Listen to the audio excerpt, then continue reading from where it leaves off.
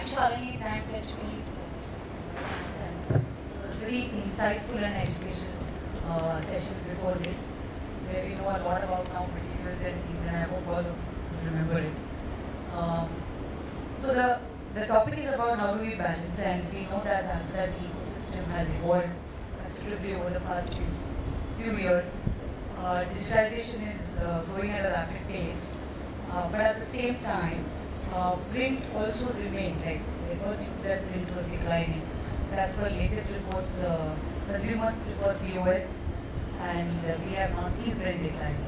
So we have Kedar who leads his marketing for Kotak, handles brands, has worked on e-commerce and FMCG earlier. We have Ashish who their Interbrand is involved in designing retail spaces for brands. And we have Anand who manages brand expectations in media. We would like to hear perspectives from all three of you on how do you bring in the balance between digital and print? How do you prioritize, considering that the consumer is going more and more digital? Maybe we can start from you, Kedar. Hello everyone.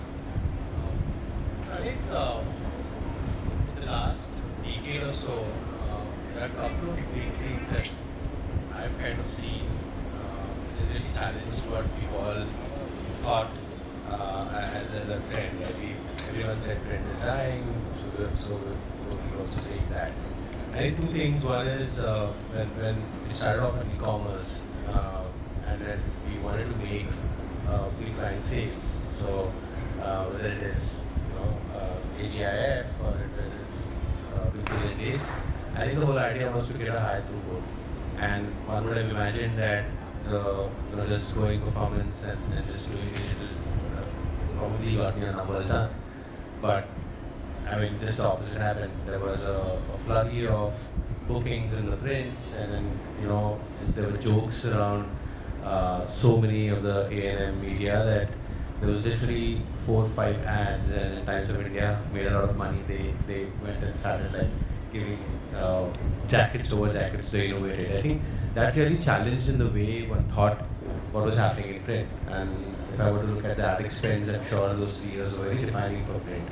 So that's one place where we all were really questioning our mental models. And the second thing that I really think I have seen change in a big way is how payments and how at the point of sale the way phone pay, Paytm really leveraged on a sale. And I had long forgotten that moving from an FMCG to e-commerce, but it just surprised us in the way print and anything which was really physical was changing the way. So I don't think print is dying. I don't think print is going anywhere. It's just about the way you use it and the way you think about it is what we need to really evolve in.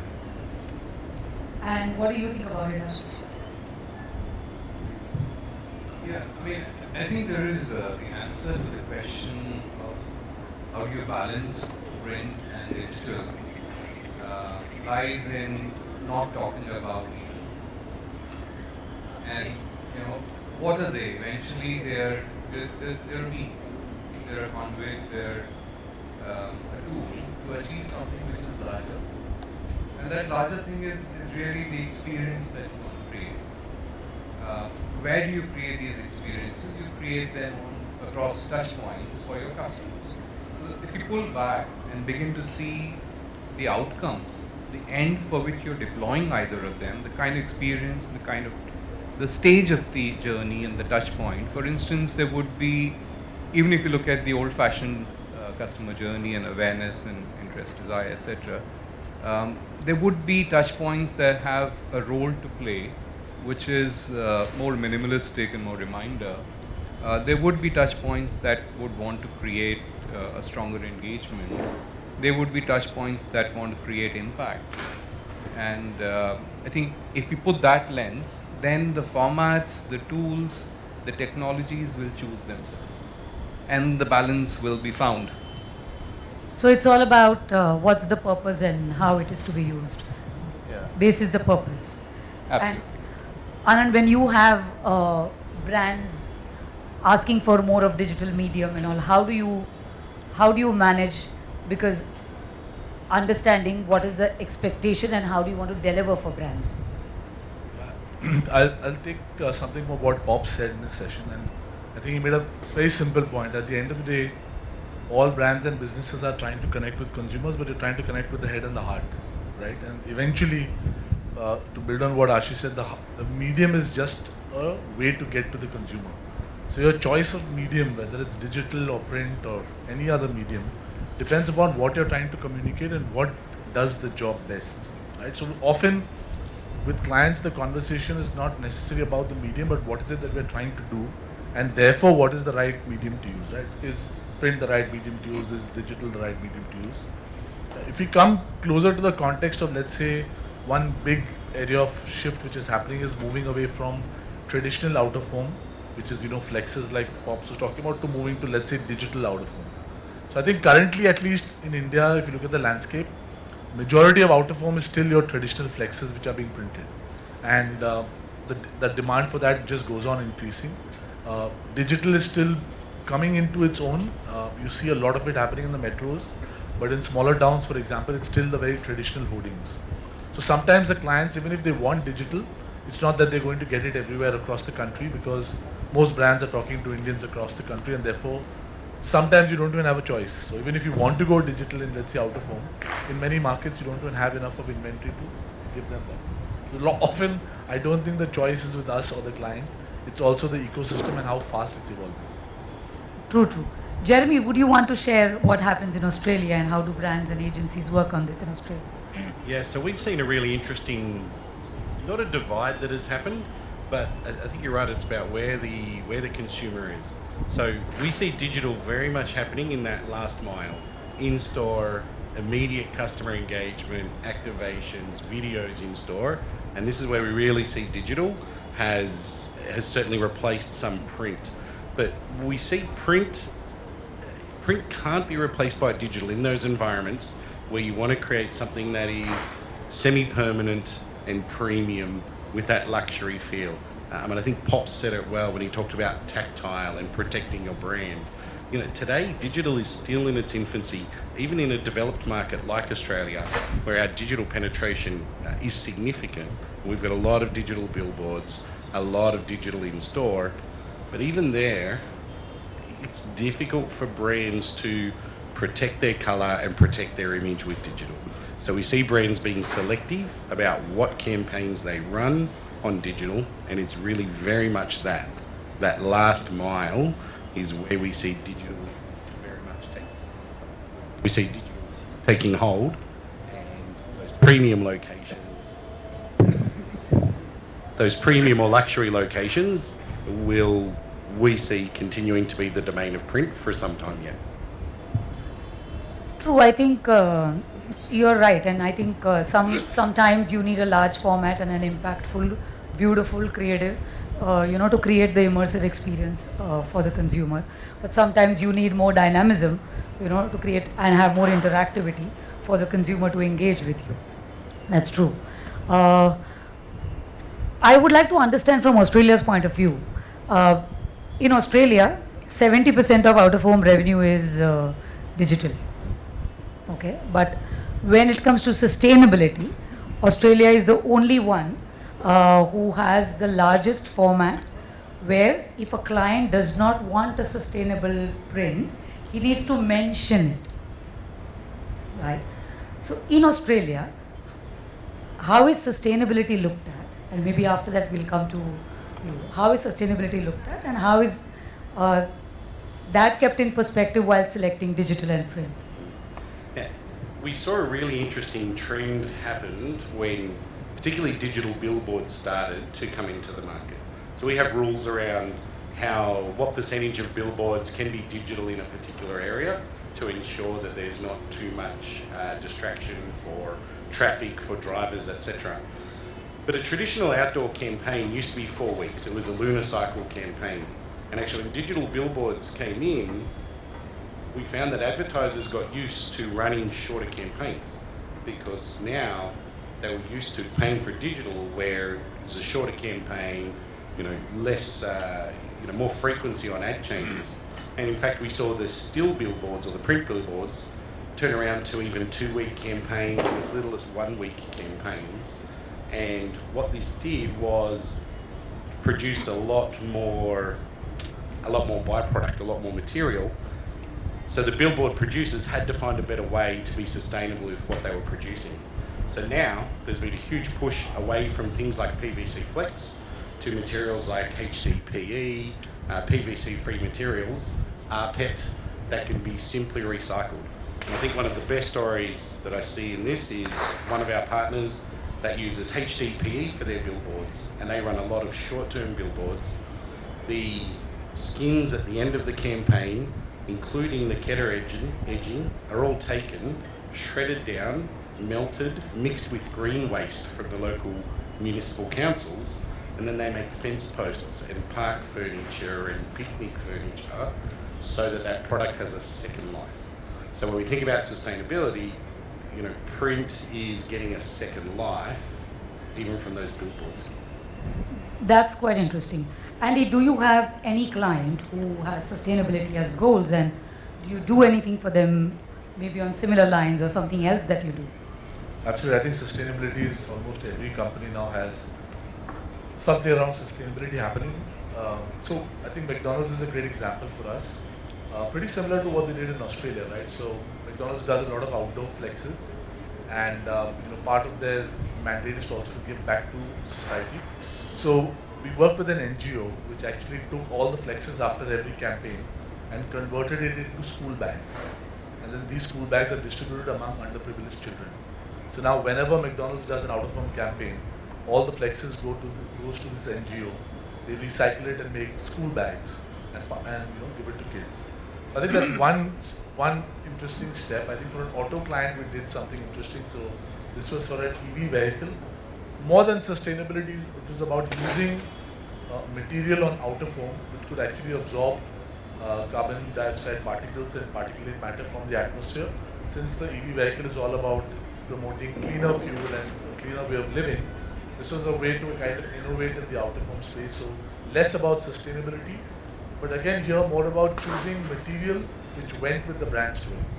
So we thought that was an interesting way to use new material to tell the brand story in a very literal way in the out-of-home space. Next time you do McDonald's, I'm hoping you're using HP latex for Gen Ink, I know one more term to talk to the client. No, the reason is because ink plays a very crucial, especially because the bags are going to be going to the kids, and it will be on their skin and they'll be inhaling the color, so just to keep it safe. And Ashish, what is your point of view when you design spaces for brands? How do you, and you must be having brands who must be having sustainability as their goals, especially the international ones, and how do you look at the spaces then? Well, I mean, if you look at what we're doing globally versus what we're doing locally, there's a huge difference. And I think the consciousness translating to actions, there is compliance, and that's what's still driving. But otherwise, we quite honestly still do not have serious conversations and investments made. And the reason why that's the case is it needs to find, it's not charity, and models and viabilities, pricing of the alternate materials. For instance, some of the clients who begun to make an effort which is worthy of being mentioned. I would not want to use examples that are more of a lip service. We recently were accorded a prestigious brand job, which is very close to the Prime Minister. It's Gift City in Ahmedabad, and meant to be India's only financial district to compete with EDB Singapore and DIFC Dubai and so on and so forth. Now they have one of the drivers for the foreign capital, the companies, the investments they want to draw, the drivers for those businesses have a high value for sustainability. So the entire cities is built on sustainable principles, whether it's waste recycling, and it's some of the amazing things that are not happening anywhere else at the township level. There is another developer who's taken a piece, a land parcel within the SEZ, and his aim again is to attract the residents of the foreign companies who will be coming in. And he's creating, he's using materials, he's using a whole lot of construction technologies that are, and spaces within his premises that are heavily governed by sustainable practices. So apart from, so if you, the global versus local, locally the ones who are making a serious effort are the ones who have to cater to the global business. On its own, I wouldn't see too many notable examples within the Indian brands. But yeah, there are these two that are. Oh, but that's a pretty interesting thing, that thinking sustainability through and through, because I think that's the way sustainability should be looked at, and not just about having one component which is sustainable and the rest, the same way of doing business. And Kedar, you have worked on Amazon, and I'm sure Amazon has a global sustainability target and agenda. And what is your experience been in Amazon about sustainability and implementing it in India? And were there any practical hurdles? Well, I think first of all, the sensitivity towards environment, sensitivity towards the next generation, unless one really internalizes that, you don't really walk the road of sustainability. And some of these are far more realized, or actually some of these aspects are far more appreciated perhaps in other geographies than what I've seen in India. Unfortunate as it may be, the moment I heard the fact that you have to give an explanation of why an out of home cannot be sustainable, I think that just makes me feel irresponsible about just going and printing whatever we do. And the same thing was true even at Amazon. There was a lot of things that there were certain geographies which were just not okay. There were balancing bodies which made sure that whether it's a cardboard that goes to the consumer or even the kind of deliveries that we're doing, were all regulated, and there were metrics around it. In geographies where there was a metric which was assigned to sustainability, the amount of focus and the amount of actions taken towards it were much higher. In geographies where it was left to good intent, nothing moved. So the common factor is really about, do you have a metric which you hold accountable, and this accountability could come in either from governing bodies, or it comes in from your own organization and a purpose that the organization relates to. I think then it gets driven. So of course there were a lot of hurdles. Any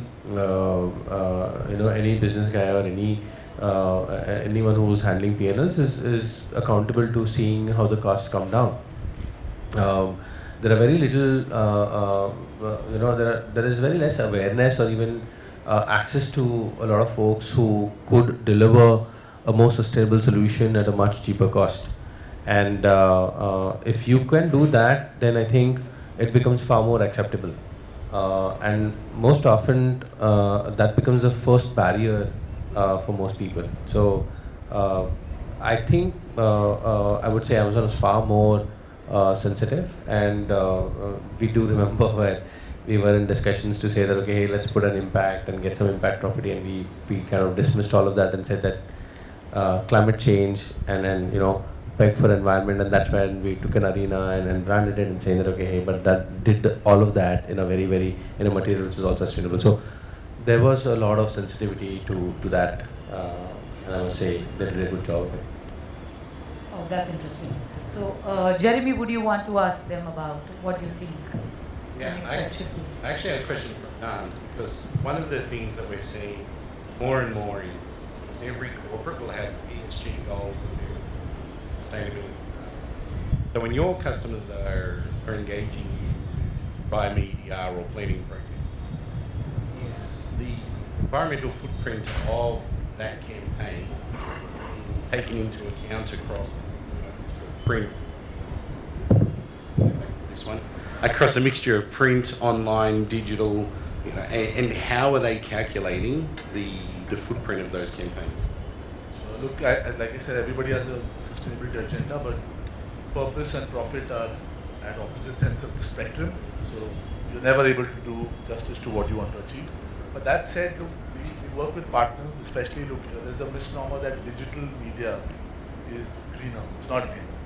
Because every time you fire an ad on digital, you're activating multiple ad tech platforms in the background, which is burning fossil fuel in some form or the other, power, and eventually digital is not greener for sure. So I think it's a misnomer. So I think the good part is that now there's an ecosystem of companies who can actually measure the carbon footprint of every single digital campaign you do, and they can give you a score and a rating, because one of the biggest issues in the digital ecosystem is fraudulent impressions. So estimates suggest that every time you run a campaign, and I'm sorry I'm getting technical, but let's say you burn 100 impressions, 30% of those impressions are fraudulent, which means that as a company, you've gone and wasted 30% of not only our money, you've actually burnt energy and created a carbon footprint which is of zero utility to you as an organization. So now there are companies that are actually helping both agencies and clients measure the carbon footprint. I'll be honest, very, very early in the world. Some of the global companies are starting to ask for that, but I think in India we're still some distance away. Some distance.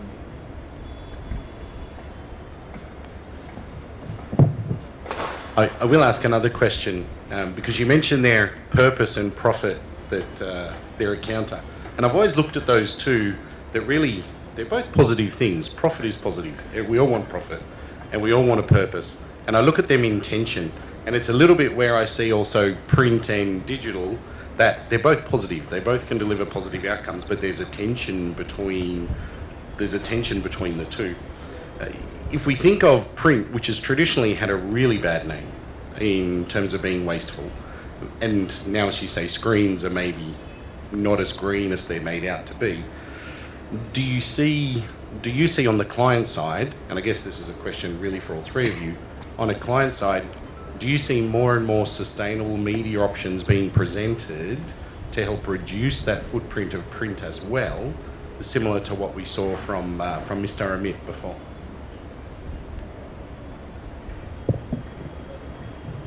It's for all of you, take it.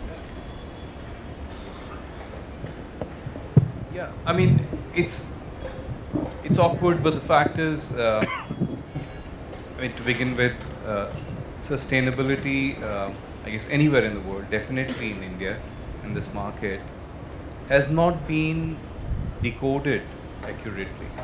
The reason why there's so much of debate and so much of questioning on what really sustainable means, it's deconstruction of and then the traceability of all the componentry that goes into that product or the service is a metric that's, to my knowledge, not been achieved anywhere in the world, and there's still ways of calibrating that. In India, in the Western world, and maybe in Japan and some of the other markets, there is a serious effort, people, professionals who are trying to deconstruct it and create metrics to really understand the pathways and the actual net footprints. We don't really have that as a priority. The reason why we don't have that as a priority is because there are bigger priorities that are superseding it. It's not right, but that's how it is. So to answer the question, I don't think there is any demand, any expectation from the client side for it, and therefore any of the agencies or partners who are delivering out of home or other media touch points are even bothered about it. I think it's quite interesting when I look at generations of coming in more from the marketeers point of view. I think there was a time when it was a good to have, right? You could have like a a fancy campaign which would probably touch upon elements which looked very very purposeful, and that kind of probably got you in some awards or maybe a medal that you could flash. What I'm noticing, however, is the newer generation, the newer marketeers and the fresh lots, they are a lot more sensitive to things. So, and that's very very heartening to see. So they would definitely question, and you know there is a little bit of a mindfulness to, you know, is this going to be, you know, adding to a lot more waste that we put out, and it could be a digital waste or it could even be just print waste that we put. So there is hope. There is a lot of things that are changing. It's just that whose agenda is it, and who would drive it really big. I think that makes it how who would get it to the forefront and make it almost a must-have and not a good-to-have, and that's yet to happen here. If I had one more point, I was sharing with Rachana earlier that I recently consulted on a project with Unilever, Australasia, and they were looking at all their in-store displays specifically with this idea of sustainability in mind. And they went down so fine in detail that they were even looking at the cardboard displays, the glues that were used, the plastic clips that were used.